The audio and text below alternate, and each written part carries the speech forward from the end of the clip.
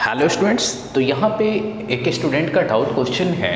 Question आपका unit and measurement topic से है, जहाँ पे हमें एरर वाला पोर्शन पढ़ना है। क्वेश्चन है the error in measurement of unknown resistance of X is minimum in metre bridge.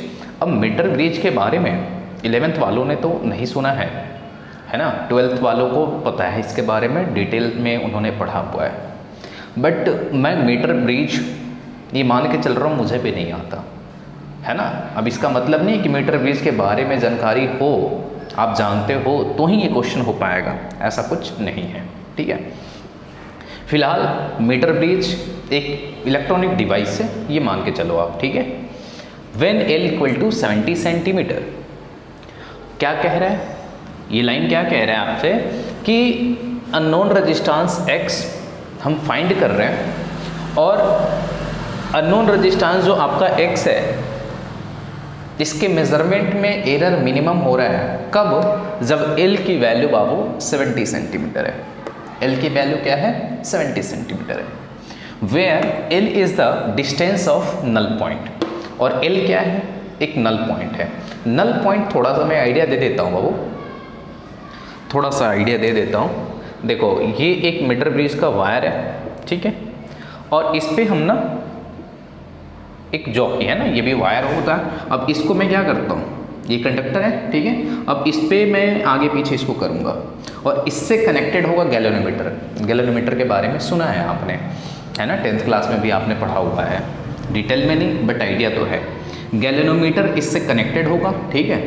तो जब हम आगे पीछे करते हैं ना तो उस गैल्वेनोमीटर में डिफ्लेक्शन देखने को मिलता है, लेकिन जब नल पॉइंट मिल जाता है तो आपको गैल्वेनोमीटर में डिफ्लेक्शन देखने को नहीं मिलता। मतलब उसकी जो निडल होती है वो आपकी हिलती डुलती नहीं है। कहाँ पे, तो नल पॉइंट पे, और वो इसी वायर पे वो नल पॉइंट आपको कहीं ना कहीं मिलेगा। इतना आइडिया हो गया, ठीक है। If x equal to, X की वैल्यू दे रखा है, रिलेशन क्या है, और हम ऐसे ही वहाँ पे 12th क्लास में आप पढ़ोगे तो रेजिस्टेंस जो है हम x की वैल्यू हम ऐसे ही कैलकुलेट करते हैं इसी रिलेशन से। तो L अपॉन में a माइनस एल। अब आओ ये a क्या है, ये a कांस्टेंट है, ठीक है, ये होता है कांस्टेंट। L की वैल्यू वेरी करती है, लेकिन जो आपका a है ये कांस्टेंट होगा। और वो भी बाबू ये जो L की वैल्यू है ना, ये बैटरी जब चेंज होता है, ये 12th वालों को पता है ना, तो ये L की वैल्यू वेरी करती है, ठीक है, ओके। लेकिन ये जो A है वो मीटर ब्रिज, वो इलेक्ट्रॉनिक डिवाइस में वायर होगा, तो उस वायर की जो लेंथ होगी बाबू वो फिक्स होगी, ठीक है ना। हाँ, ये ध्यान रखेंगे आप। तो ये A जो है उस मीटर ब्रिज के लिए कांस्टेंट है, फिक्स है। R और R आपको पता है, तो यानी इसके X है ना, ये जो अननोन रेजिस्टेंस है, इसमें एरर लाने के लिए जो रिस्पॉन्सिबल है वो केवल और केवल बाबू ये L होगा, है ना, केवल और केवल यही L होगा, जिस लेंथ पे हमें नल पॉइंट मिल रहा है। क्योंकि यहाँ पे आपका ये कांस्टेंट है, ये कांस्टेंट है, ठीक है। हमें फाइंड करना है A की वैल्यू, ये A की वैल्यू क्या होगी।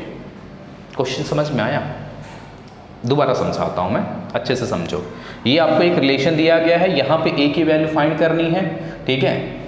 इसके मेजरमेंट में आपको एरर जो है वो मिनिमम मिल रहा है कब, जब इस L की वैल्यू 70 सेंटीमीटर है, ठीक है। तो हमें इसकी वैल्यू फाइंड करनी है, ये आपको पता है ये कांस्टेंट होता है, ठीक है। इतनी बातें आपको समझ में आ गई। अब उस एक्सप्रेशन से अगर मेरे को, इस एक्सप्रेशन से अगर मेरे को क्या लिखना हो, एरर लिखना हो, रिलेटिव एरर का एक्सप्रेशन, तो कैसे लिखूंगा मैं, डेल्टा x अपॉन में x delta L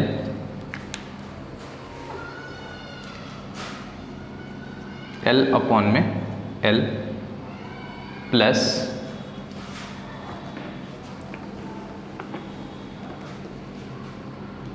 delta A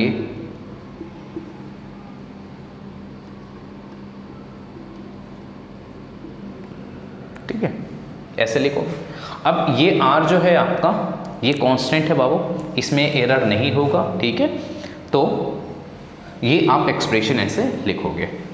but अगर आप ये लिखते भी हो ना, मान के चलो, तो फिर यहाँ पे डेल्टा आर ही आपका 0 हो जाएगा, जो चीज़ कांस्टेंट है, तो फिर इसके लेंथ के साथ वो चेंज नहीं होगी, ठीक है।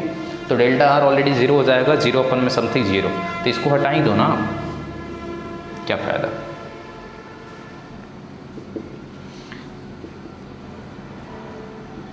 अब ध्यान से देखोगे, मैंने आपको पहले ही बोला कि ये जो ए है ये कांस्टेंट होगा, कांस्टेंट होगा, तो जैसे मैंने बोला डेल्टा आर आपका 0 है, वैसे ही बाबू डेल्टा ए भी आपका 0 हो जाएगा। तो फाइनली यहाँ आपको मिल जाएगा minus A delta L, A minus L, delta L upon में L minus delta L upon में ए माइनस एल। उम्मीद करूँगा यहाँ तक चीज़ें समझ में आई होंगी, और फिर भी अगर नहीं आया हो तो मुझे कमेंट में ज़रूर बता देना आप, ठीक है। ओके